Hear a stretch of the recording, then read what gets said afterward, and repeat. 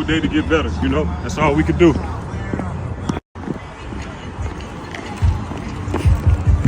Hola. Hola.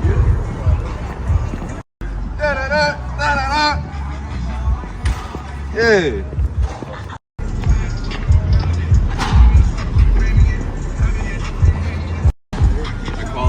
It's just what? German word for the day. Week 1, which is Erste Woche. So we're back. Football's back.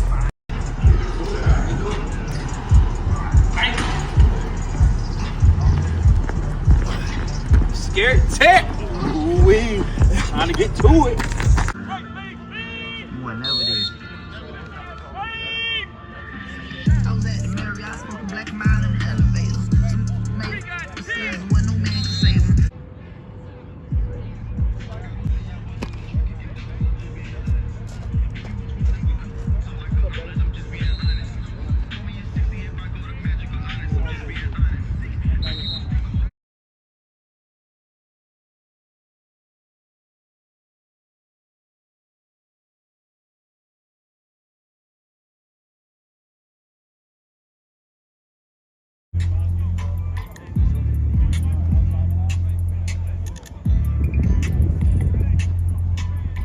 Yo, this be actually really hard.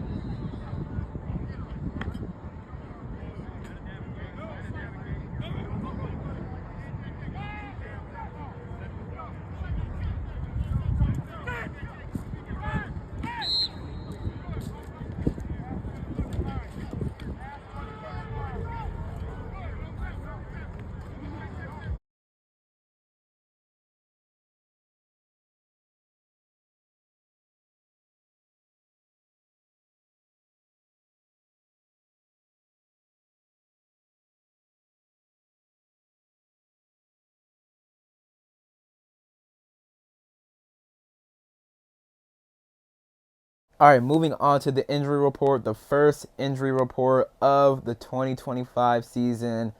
Hey, man, we really here. It's a really game week. I'm so excited. But here's the injury report.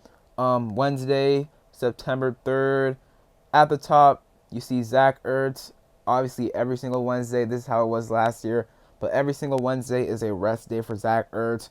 We got 20 games out of Zach Ertz last year, which is insane because he's a guy who has been injured a good amount over the past couple of years. So in order to preserve Zach Ertz, in order to keep him healthy, we got to give him those rest days. So Ertz is a guy that I really don't need to see practice like that.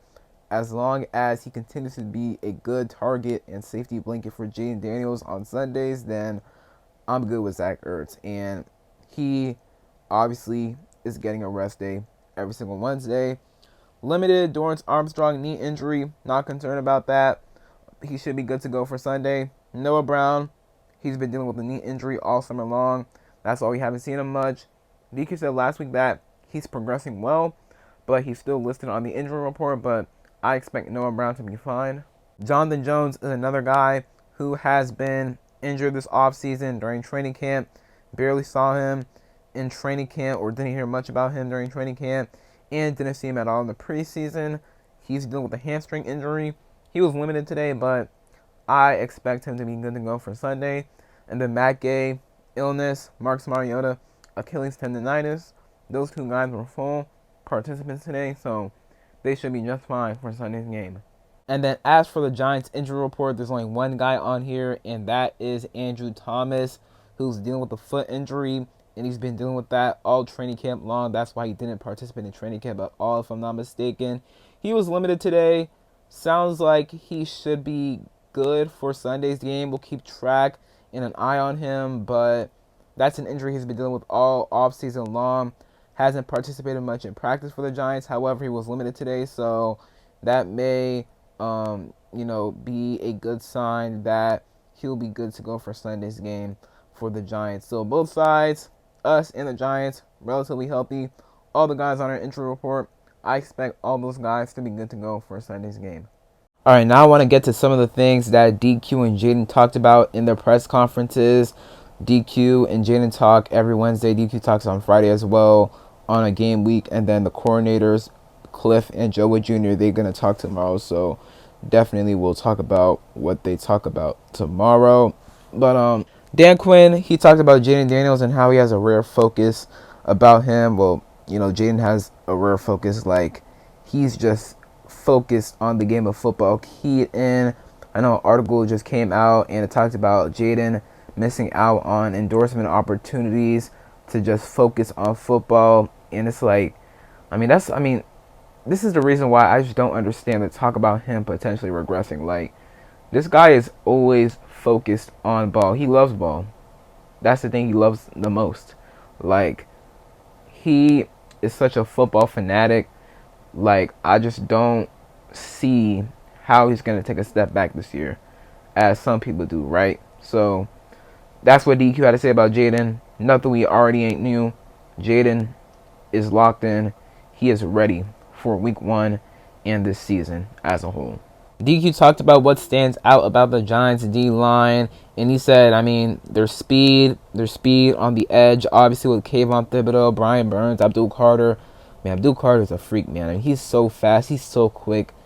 Anytime I watch Abdul Carter, I'm, shocked at how, fast he is off the edge. I'm like, whoa, this is insane, right? And he rushed on the inside as well, right, so he can move him around. That's what, Quinn said as well. He can move Burns, Thibodeau, and Carter around.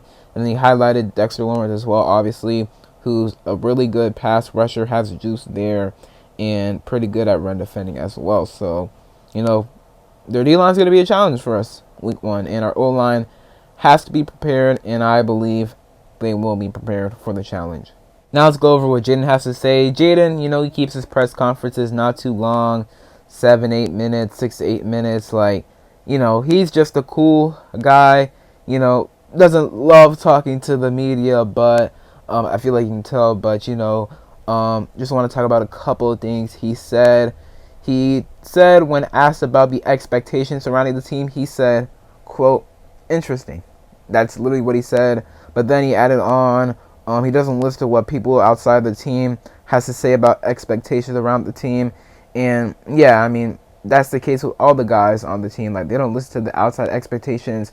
And shout out to Dan Quinn, the coaching staff, for that. They make sure to block out all the outside noise so the guys on the team inside the building can be locked in, stay locked in. So that's what I absolutely love about DQ and the coaching staff.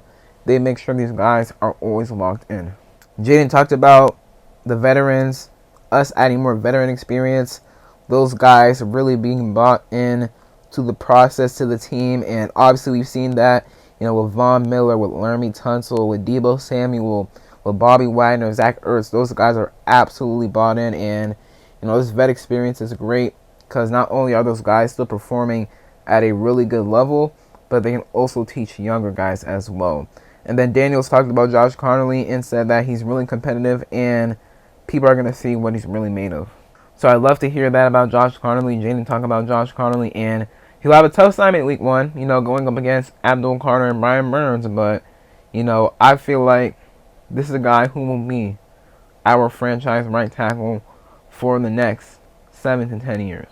So that is it for today's video. Hope you guys enjoyed. If you did, leave a like down below. Subscribe if you're not already subbed up, and turn on notifications. Comment down below your thoughts on anything I talked about in today's video. And other than that, it's been King Sean, and I'm out. Peace.